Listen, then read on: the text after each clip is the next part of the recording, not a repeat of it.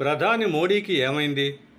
అసలు ప్రధానమంత్రి హోదాలో అంటే ఎన్నికల ప్రచారమైనంత మాత్రాన ఇలాంటి వ్యాఖ్యలు చేయొచ్చా అనేదైతే ఇప్పుడు అందరికీ కూడా అనుమానంగా మారింది. అయితే తాజాగా మహాత్మా గాంధీ మీద మోడీ చేసిన వ్యాఖ్యలైతే ఇప్పుడు సంచలనంగా మారి ఇదంతా కూడా కాంగ్రెస్ నుంచి విమర్శలకు దారితీస్తున్నాయి. అసలు మోడీ ఇలాంటి వ్యాఖ్యలు చేయటానికి కారణం ఏంటి అనే చర్చ కూడా మొదలైంది. 1982లో మొత్తం రిచర్డ్ అటెన్బరో గాంధీ సినిమా తీసిన తరువాతే మహాత్మా గాంధీ అంటే ప్రపంచానికి తెలిసింది. అంతకుముందు మహాత్మా గాంధీ గురించి ప్రపంచానికి అంతగా తెలవదు అని ఇక్కడ ఏబీపీ న్యూస్కి ఇచ్చిన ఇంటర్వ్యూలో మోడీ మాట్లాడటం అనేది అయితే ఇప్పుడు వివాదాస్పదంగా మారింది.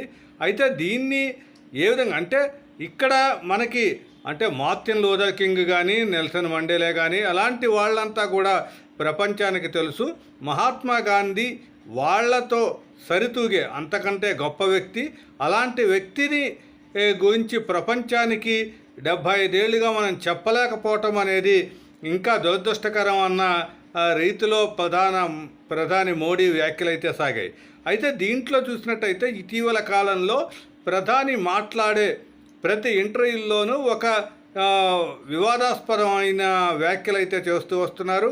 తాను అంటే తనని దేవుడే భూమి మీదకి పంపించాడు, తను ప్రజలకు సేవ చేయటం కోసం ఒక ఒక కారణ జన్ముడిగా తాను జన్మించాను అనేదైతే ఇటీవల ప్రధాని మోడీ చేసిన వ్యాఖ్య. అదేవిధంగా తరువాత అది కూడా వివాదాస్పదంగా మారింది. అంటే దాన్ని మోడీ భగవంతుడి అవతారమా అన్న విమర్శలు అయితే వచ్చాయి. అయితే మరోపక్క అటు ఒరిస్సా ముఖ్యమంత్రి నవీన్ పట్నాయక్ ఆరోగ్య విషయంలో కూడా ఎన్నికల ప్రచారంలో మోడీ చేసిన వ్యాఖ్యలు అయితే ఒక వివాదాస్పదంగా మారాయి.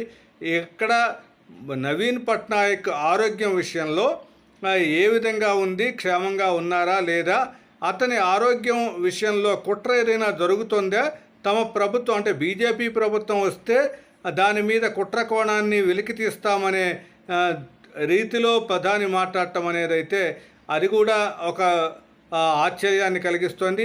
ఏదేమైనా ఇటీవల కాలంలో ప్రధాని వరుసగా అంటే కాంట్రవర్షియల్ స్టేట్మెంట్లు ఎందుకు ఇస్తున్నారు అనేదైతే ఆశ్చర్యం కలిగిస్తుంది. ఇక్కడ 5 అంటే మొత్తం కూడా అంటే ఇప్పటికే కూడా 6 దశల పోలింగ్ పూర్తయింది. ఇంకొక దశ రేపు 1వ తారీఖు జరిగే పోలింగ్కి కూడా ఎన్నికల ప్రచారం ముగిసింది.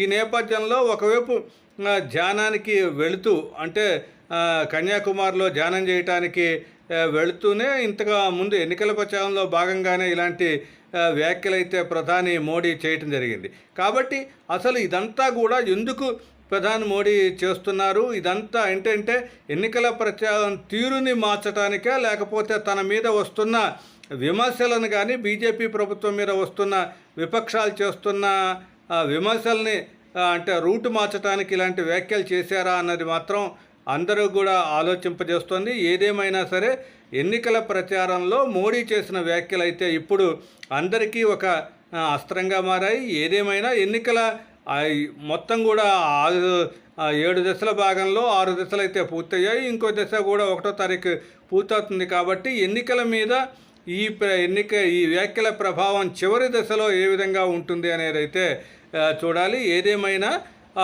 మొత్తం పార్లమెంటు ఎన్నికల నేపథ్యంలో ఇవన్నీ కూడా వ్యాఖ్యలైతే దుమారాన్ని రేపుతున్నాయి.